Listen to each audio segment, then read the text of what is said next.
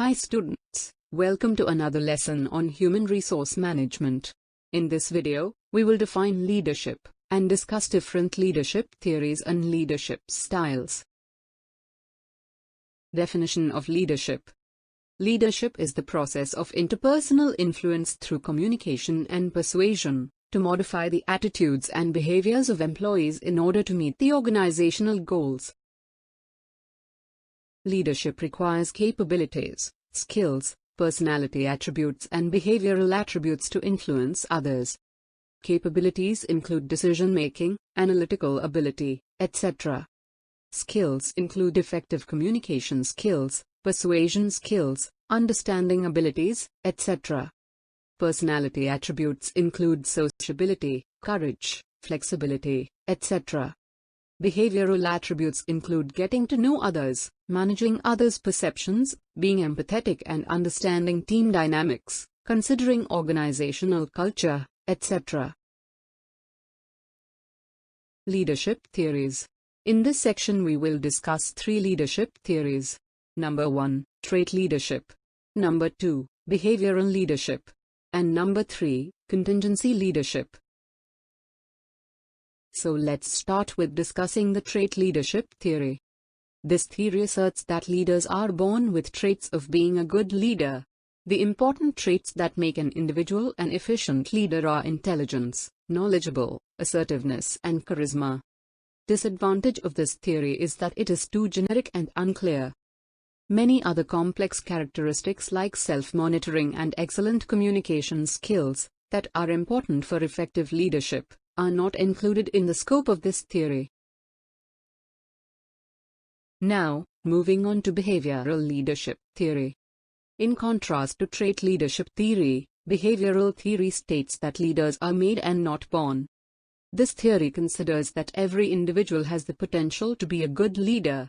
Leadership qualities are not inherited. It is not the traits or personal qualities that make an individual a leader, but it is the actions and behaviors of individuals that make them good leaders.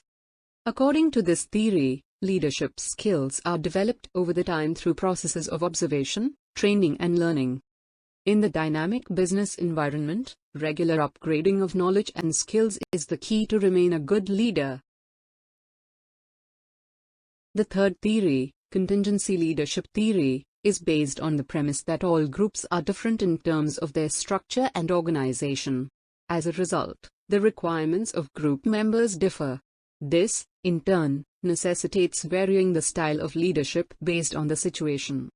The theory assumes that there is no single best leadership style. The style of leadership and decision-making depends on the internal and external factors acting on a situation. Examples of such factors are resources, operations, strategies, relationship between employees and management, etc. Contingency leadership approach focuses on behavioral aspects of leaders and not on their personality traits. This theory takes into consideration abilities and skills of leaders, readiness and needs of followers, and context or situational variables. Leadership styles. There are 3 primary styles of leadership, namely democratic, laissez-faire, and autocratic. Democratic leadership style. Democratic leaders encourage high level of employee involvement in decision-making process by asking them for suggestions and feedback. This style of leadership is most effective when employees are highly skilled and experienced. When solving a problem where all the information required is not available with the leader. When solving complex problems requiring information from different levels of the organization.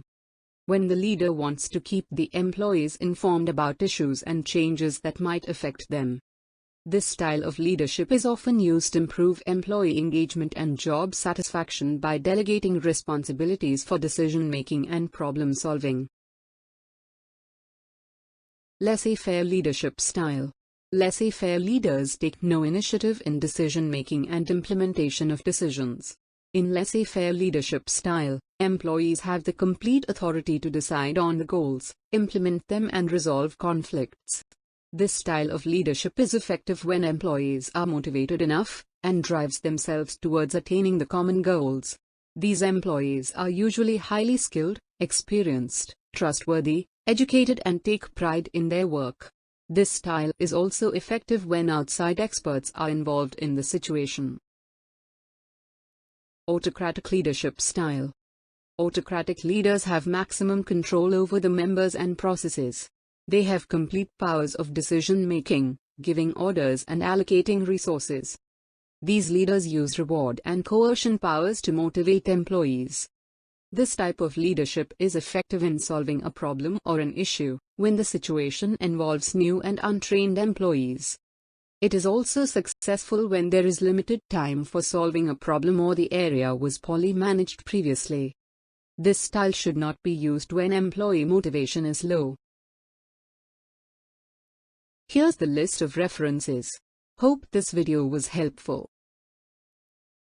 With this, we come to the end of today's class.